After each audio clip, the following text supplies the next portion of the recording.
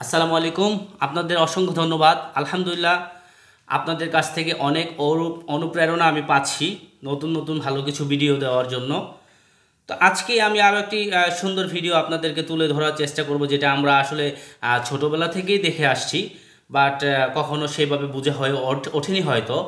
তো আমি চেষ্টা করছি আপনাদেরকে খুব ইজিলি জিনিসগুলো দেখানোর জন্য, যে আসলে আমরা পড়ে আসছি সময় হয়তো সেভাবে আমরা কখনো বিচার বিশ্লেষণ করিনি, বাট একটা সময় আমার প্র্যাকটিক্যাল লাইফ চলে আসছে যখন আমার এইভাবেই বিচার বিশ্লেষণ করতে হয়েছে। কারণ আমি তখন আসলে মুখস্থ বিদ্যা দিয়ে আমি কখনো কিছু করতে পারিনি। তো সেক্ষেত্রে আমার যে প্র্যাকটিক্যাল নলেজ, সেই দৃষ্টিকোণ থেকে আমি আপনাদের সাথে খুব সহজেই জিনিসগুলো শেয়ার করার চেষ্টা করব।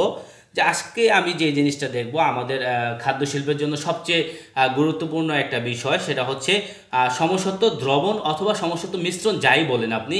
সমসত্ব দ্রবণ কিন্তু আমাদের একটা খাদ্য শিল্পের জন্য বা যে কোনো ফুড প্রসেসিংয়ের জন্য, হ্যাঁ, খুব গুরুত্বপূর্ণ একটা বিষয় হয়ে উঠে দাঁড়ায়। কারণ সমসত্ব দ্রবণ যদি না হয়ে থাকে তাহলে প্রোডাক্টের আসলে গুণগত মান ঠিক থাকে না, প্লাস কোয়ালিটিটা ভালো হয় না। একটা লেয়ার পড়ে যায় খাবারে, তখন দেখা যায় কি একটা লেয়ারের খাবারের টেস্ট একরকম থাকে, আরেকটা লেয়ারের টেস্ট আরেক রকম থাকে। এই জন্য আমাদের জন্য সবচেয়ে গুরুত্বপূর্ণ বিষয় হচ্ছে সমসত্ব দ্রবণ। এখন আমরা শিখবো যে সমসত্ব দ্রবণটা আসলে কি, এটা আসলে ইজিলি কিভাবে আমরা এটা বুঝতে পারি। সমসত্ব দ্রবণটা আমি আসলে যদি আমি আমাদের কি বলে মুখস্থ বিদ্যায় বলে থাকি, বা আমরা বই পুস্তকের ভাষায় বলে থাকি, তাহলে সেটা হচ্ছে যে সমসত্ব মিশ্রণটা হচ্ছে সেই মিশ্রণ যে মিশ্রণে আসলে দ্রাবকের সাথে মিশে যায়। এখন এখানে প্রশ্ন হচ্ছে দ্রব দ্রাবকের সাথে মিশে যায়।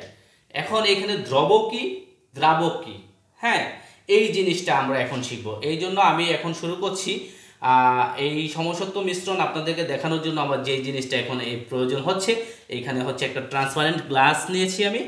তার জন্য আমি একটা গ্লাস, অলরেডি আপনি ভিডিওতে দেখছেন যে একটা গ্লাস আমার এখানে আছে। এটাকে শুধু আপনাদেরকে দেখানোর জন্য রাখা হয়েছে। তারপর আমি এখানে যে বললাম যে দ্রাবক, হ্যাঁ, দ্রাবক জিনিসটা এখানে দিয়ে দিব। যেহেতু বলেছি যে যে দ্রবণ, সমসত্ব দ্রবণটা সেই দ্রবণ যে দ্রবণে দ্রাবকের সাথে মিশে যায়। অর্থাৎ আমি এখানে এখন দ্রাবক হিসেবে কিছু পানি দিয়ে দিব।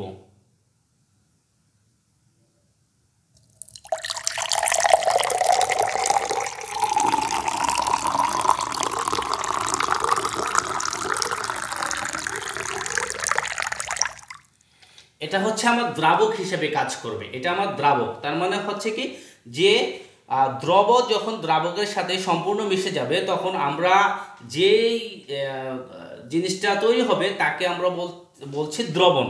আর যেহেতু দ্রাবকের সাথে সম্পূর্ণ মিশে গেছে, তার মানে এটা হচ্ছে সমসত্ব দ্রবণ। এখন আমি অলরেডি আমার দ্রাবক, আর স্বাভাবিকভাবে সেন্সে যদি চিন্তা করি, দ্রাবক মানে যে আসলে দ্রবণ করায় তাকে বলা হয় দ্রাবক, হ্যাঁ। তো এখন আমি অলরেডি আমার গ্লাসে দ্রাবক ঢেলে দিয়েছি।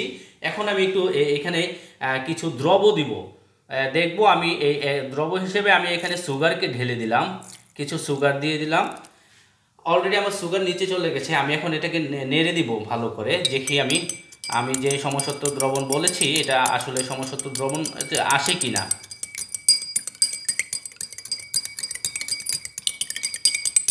যদিও একটু সময় লাগতেছে, কারণ এখন আসলে শীতের দিন, যার কারণে একটু মিশতে হয়তো একটু সময় লাগতে পারে, কারণ টেম্পারেচারের সাথে কিছুটা রিলেশন এটার আছে।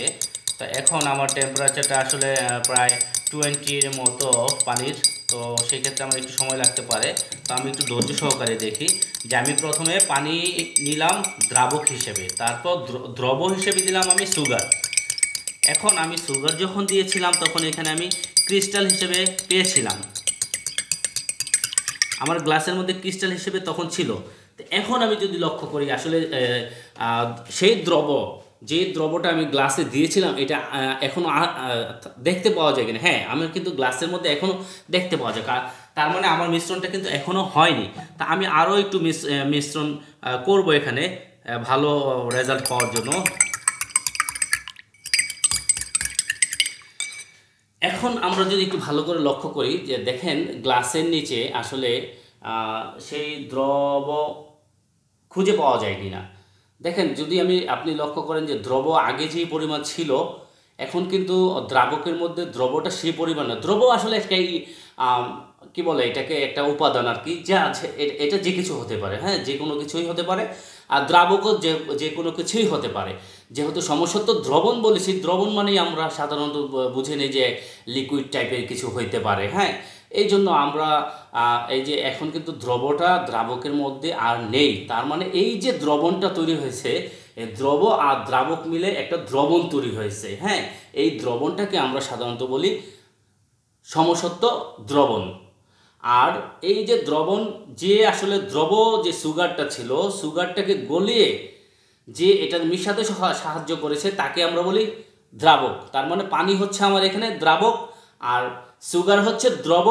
আর সুগার আর পানির মাধ্যমে যে জিনিসটা তৈরি হয়েছে, এটা হচ্ছে সমসত্ব মিশ্রণ, সমসত্ব দ্রবণ। এখানে কিন্তু দ্রব আর দেখা যাচ্ছে না, দ্রাবকের সাথে সম্পূর্ণ মিশে গেছে। তার মানে আমার অলরেডি সমসত্ব দ্রবণ তৈরি হয়ে গেছে। এখন আমার মনে হয় সকলেই আমরা পরিষ্কার আসলে সমসত্ব মিশ্রণ বলতে আমরা সাধারণত কি বুঝি। এখন আমি আপনাকে সমসত্ব মিশ্রণ অল্প সময়ের মধ্যে দেখিয়ে দিলাম, কিন্তু আমার উচিত ছিল আপনাকে এই ভিডিওর মাধ্যমেই অসমসত্ব দ্রবণটাও দেখিয়ে দেওয়া, কিন্তু একটু সময় লাগার কারণে আমি আজকে হয়তো আপনাদেরকে অসমসত্ব দ্রবণটা দেখাতে পারলাম না। আমি ইনশাআল্লাহ নেক্সট ভিডিওতে আপনাদেরকে অসমসত্ব দ্রবণ কী জিনিস সেটাও অবশ্যই আপনাদেরকে ভালোভাবে তুলে ধরার চেষ্টা করব। তো সেই পর্যন্ত ভালো থাকবেন, সুস্থ থাকবেন, আল্লাহ হাফেজ।